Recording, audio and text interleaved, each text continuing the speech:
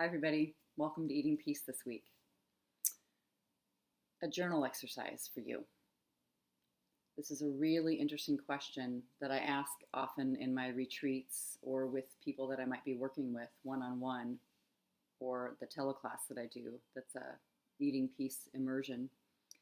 And that is to consider key characters in your life and what they thought of food, what they modeled about food and eating and emotions, but also body image. Now, those are a lot of questions, but the thing to narrow it down, the thing that can be very, very helpful is to go back, because a lot of this, all the concern and the anxiety and the chaos that's in our experience of food and eating now is because of ideas and beliefs and thoughts and feelings we have that were established in the past.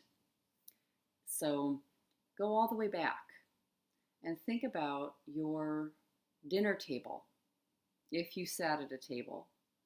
But how about eating dinner? What is eating dinner? What was it like for you when you were a child?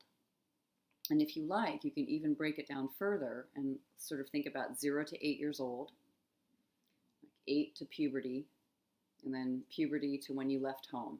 So 3 different areas. Very interesting to ask the same questions about those different times, because you remember things differently and your experience is a little bit different, and people that were in the family or at the table might have been a bit different. And things change from when you're a child. Like if you're like me, you have certain memories and ideas and thoughts about that time, but it wasn't really that stressful. Like the stress kind of came in personally around food and eating as a teenager. But start with going all the way back. So just sharing with you a little bit about that today. So go all the way back and just imagine a typical, or maybe most common, snapshot of your family eating life, when you were a kid, 0 to 8 years old. What was it like? Who did the cooking? What was the mood or atmosphere typically? Who was there? Was there anybody missing? And one thing to consider in the middle of it is, what is the energy like? Like, if you could paint a picture, so let's say you have a photograph of that moment, or a few photographs of there you are at the family dinner time when everyone's eating, if everybody is eating. Maybe you're eating by yourself, so that's just something to notice too. But there's a snapshot of the time and what it looks like. And if you could have a set of paints and you could paint the feeling on top of it, if you were really creative and picked out the right color and just sort of sensed the color, the texture, the temperature of the feeling in the room. And I know sometimes people will have different energies or feelings, kind of emotional life is going on with different people at the table. Maybe your brothers and sisters are just sort of innocently there, enjoying their food. But father seems to have a dark cloud over his head, or mother does. And there's some kind of just simply watching and noticing the atmosphere. So just kind of sit and allow yourself to journal. It can be only 10 minutes. You can spend a little time as if you're a playwright and you're remembering this moment in time, and you really want to get the sense or the feeling across to the people who are going to watch the play that you've written. You're sharing this experience.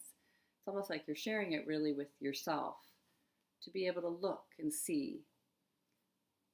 Often what is happening at that table can be, if you had a table, because I know not everybody does, but at that time when we're sharing eating together, what you notice that is troubling for you, or that you're just simply aware of that's happening at that table, are themes or ideas or beliefs or kind of a mindset or perspective of humans interacting with food and their bodies. Right there, it begins to set itself in like a little innocent sort of, when you also, if you're artistic or even if you aren't, you're making a mold of something and then it needs to set for a while. If you're building a foundation for a house, as I understand, you lay out all the concrete and that needs to cure and set for a while before you start beginning the rest of the house. And it's often best if that's done when it's warm and dry, and much easier to do it that way when there's lots of space and light, summery time. So it's kind of looking at that. What is the foundation? What kind of was established? What was getting cured without you even really realizing or noticing? Mind innocently taking in what was happening around you. And it's not like we're finding fault or blame with who did it wrong.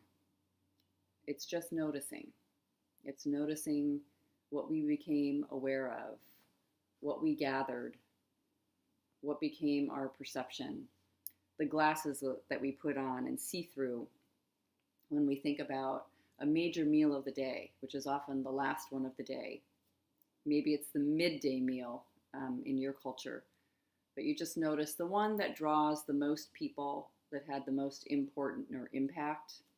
I know for me, when I was growing up, breakfast was still around the table, but it was rushed and short, and people came and sat quickly and then dashed out the door, often tired and quiet. And lunch people did away.